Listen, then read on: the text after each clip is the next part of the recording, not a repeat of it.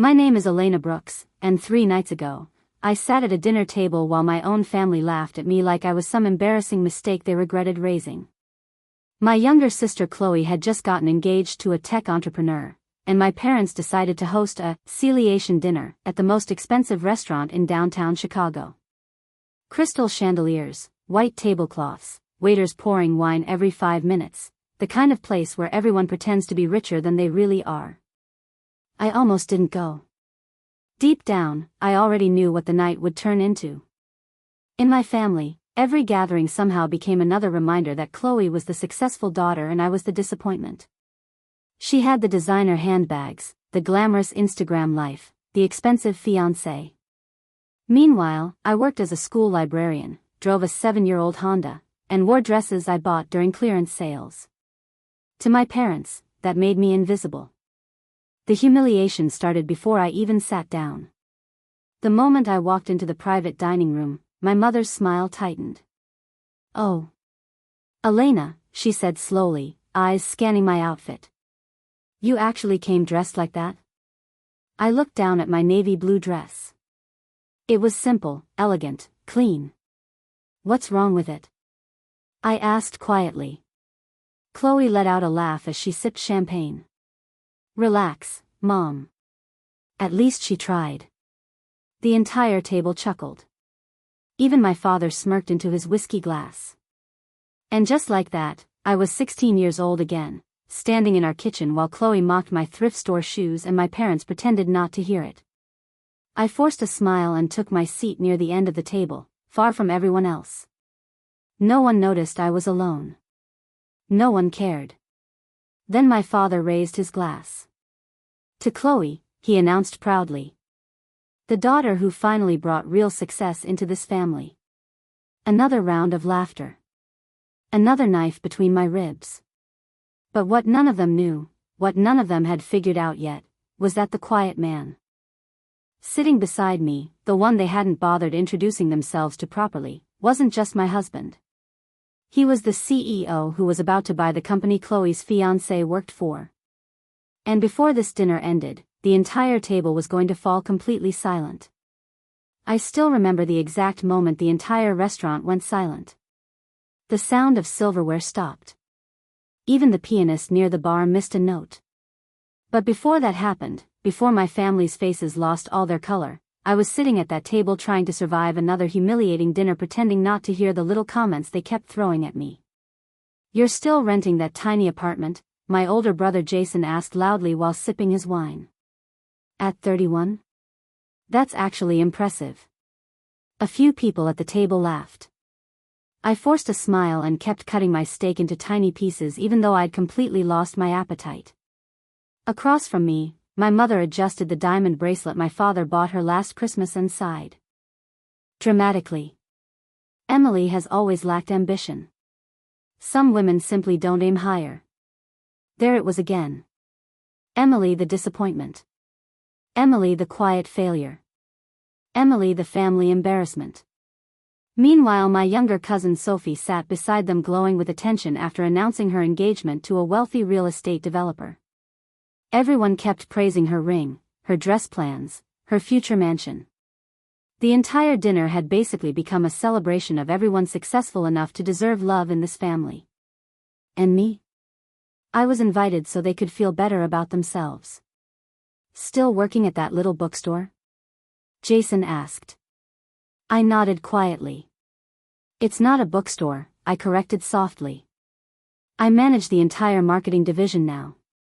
Jason smirked. "For what? 40 grand a year?" Dad chuckled under his breath. "Probably less." Another round of laughter.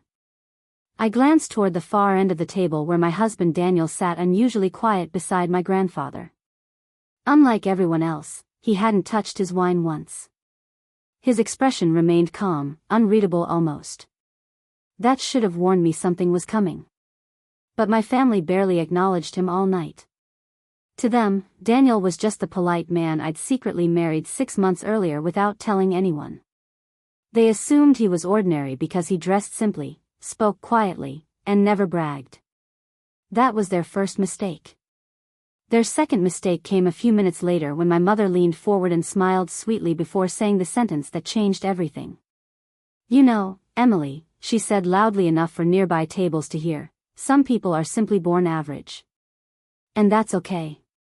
Not everyone in the family can be successful." The table exploded with awkward laughter. And for the first time all night, Daniel slowly put down his fork. I still remember the exact moment my mother decided to turn dinner into a public execution. The waiter had just poured wine into everyone's glasses when she leaned back in her chair, smiling that fake smile she only used when she wanted to embarrass me in front of people. "So, Olivia," she said loudly enough for the entire table to hear, "how's that little bakery job going? Still struggling to pay rent?" A few relatives laughed quietly. Across the table, my younger cousin Ava smirked while scrolling through her phone. My father shook his head with disappointment like I was some lifelong failure sitting among successful people. "You know," he added, cutting into his steak, "at 32 most women have their lives figured out." The words hit exactly the way he intended them to. Sharp. Public. Humiliating. But I stayed calm because sitting beside me was the one person they had completely ignored all evening. Ethan. My husband. The man my family believed was just another ordinary guy because he wore a simple black suit and barely spoke during dinner. They didn't know he owned the company my father had spent the last 6 months desperately trying to secure a partnership with. And Ethan? He was letting them talk. Letting them expose exactly who they were. My sister Vanessa leaned forward dramatically. "Honestly, Olivia always had small dreams. Some people are just comfortable being average." More laughter. My chest tightened, but I forced myself to smile. Ethan's hand rested gently against my knee under the table, grounding me before I reacted. He hadn't said more than 10 words since dinner started, but I could feel the shift in him. The silence around him wasn't weakness. It was control. My uncle raised his glass. At least she finally found a husband willing to tolerate her. That one almost made me snap. Almost. Because at the exact same moment, Ethan's phone buzzed on the table. The screen lit up brightly enough for everyone nearby to see the company logo. My father's face changed instantly. His fork froze halfway to his mouth. The color slowly drained from his face as he stared at the name displayed on the screen. And that was the moment the entire dinner table went completely silent. I still remember the way my mother smiled when she said it. That tight, polished smile she used whenever she wanted to embarrass me without looking cruel in front of guests. "So, Emma," she said loudly enough for the entire table to hear, "are you still working those exhausting night shifts at the hospital cafeteria?" A few people chuckled softly. I felt my stomach tighten. Across the massive dining table, crystal glasses sparkled under the chandelier while waiters carried expensive wine bottles from one guest to another. My parents loved hosting these family dinners because it gave them an audience. And tonight, apparently, I was the entertainment. "Yes," I answered quietly. "I still work there." My cousin Derek smirked. "That explains why you're always tired. Honestly, Em, you should have aimed higher in life." More laughter. I lowered my eyes to my plate, trying to ignore the burning in my chest. Beside me, Adrian remained silent, calmly cutting his steak like none of this bothered him. That confused them. My family still believed Adrian was just my quiet boyfriend, who worked in corporate consulting. That was the story we'd agreed to tell after we got married 6 months earlier. After growing up around people who worshipped money and status, I wanted one relationship untouched by my family's greed. So I never told them who my husband really was. And Adrian never corrected them. Mom leaned back dramatically. "Meanwhile, your sister Sophia just bought her second vacation property in Miami." Sophia smiled proudly while showing pictures on her phone to everyone around her. Dad looked at me with disappointment. "You were always smart, Emma. I just don't understand why you settled for this." That word hit harder than I expected. Settled.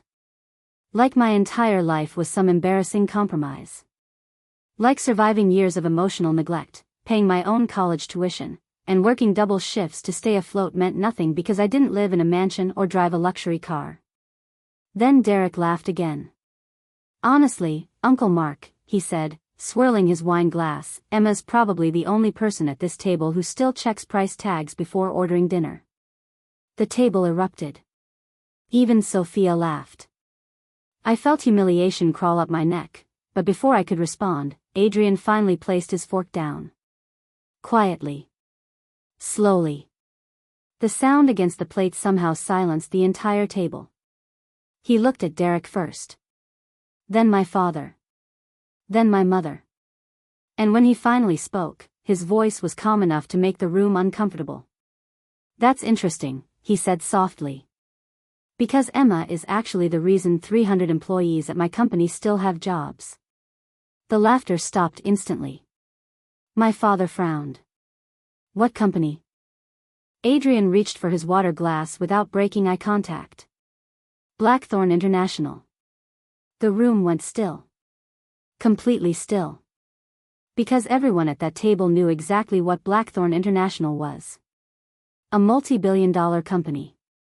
And the CEO sitting at their dinner table was my husband. Silence. The entire dining room had gone so quiet that even the pianist near the bar stopped playing mid-song. My father's wine glass trembled in his hand. My mother looked like she couldn't breathe. Vanessa's face had completely lost color. And across the table, Ethan remained calm, almost terrifyingly calm, as he folded his hands together and looked directly at my father. I think, he said softly, you owe your daughter an apology. No one moved.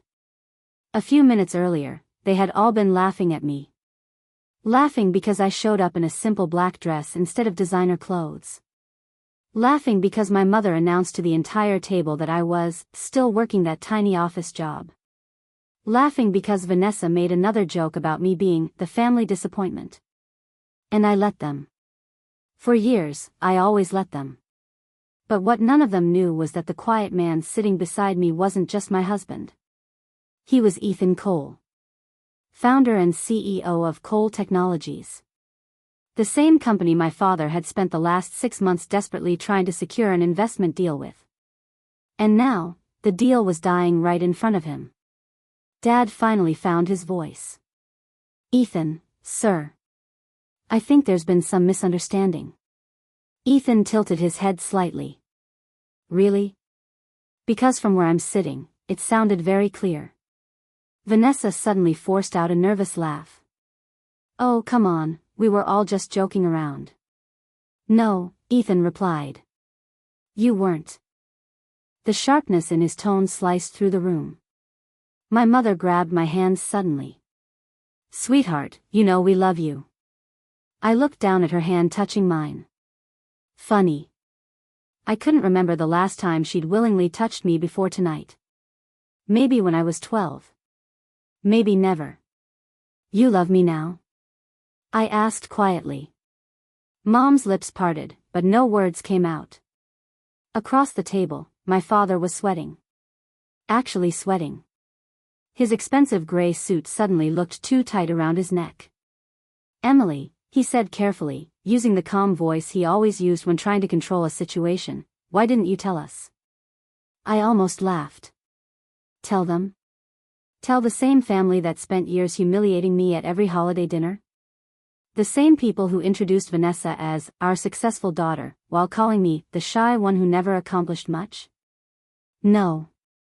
They didn't deserve explanations. Ethan leaned back in his chair. She didn't tell you because she already knew how you'd react. Silence. Heavy. Suffocating silence.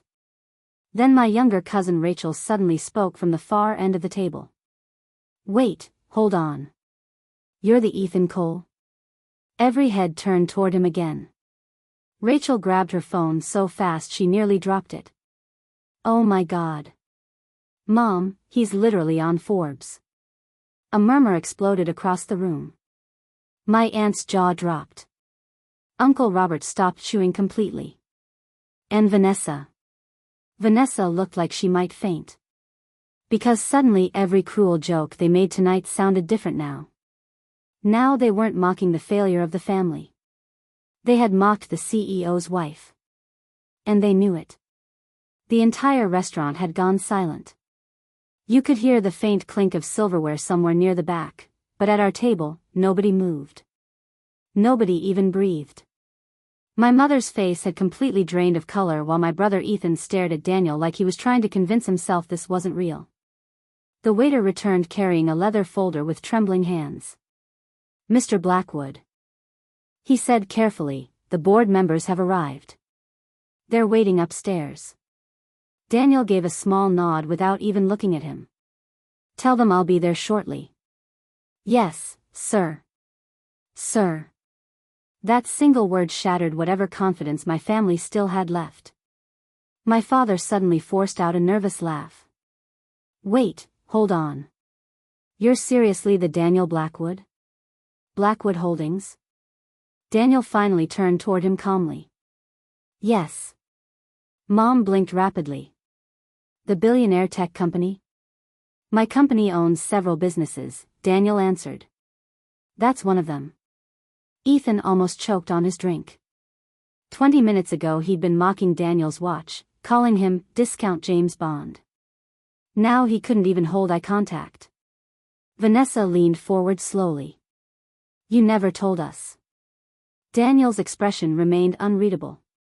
"You never asked."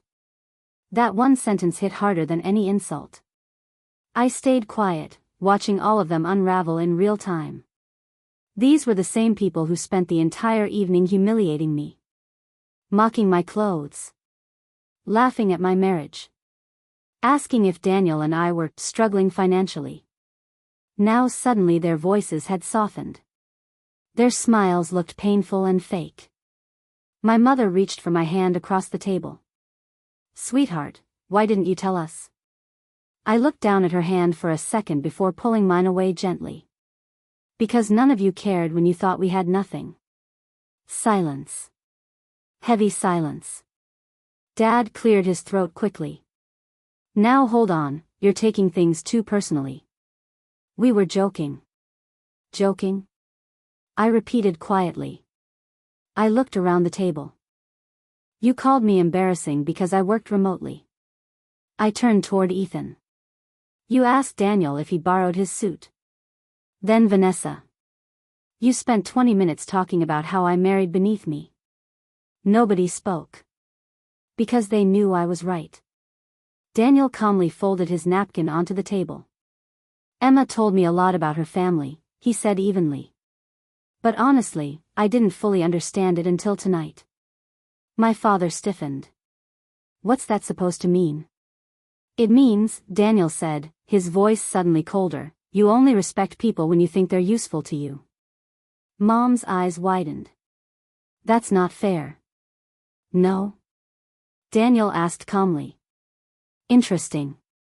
Because before you knew who I was, you treated your own daughter like a disappointment." The words landed like bricks. My chest tightened, but not from pain this time. Relief. For the first time in my life, somebody else finally saw it too. Noticed it. Said it out loud. Vanessa suddenly crossed her arms defensively. "Okay, this dinner is getting dramatic." Daniel looked directly at her. "No. What's dramatic is spending years tearing someone down simply because they chose a quieter life than yours." Pin drop.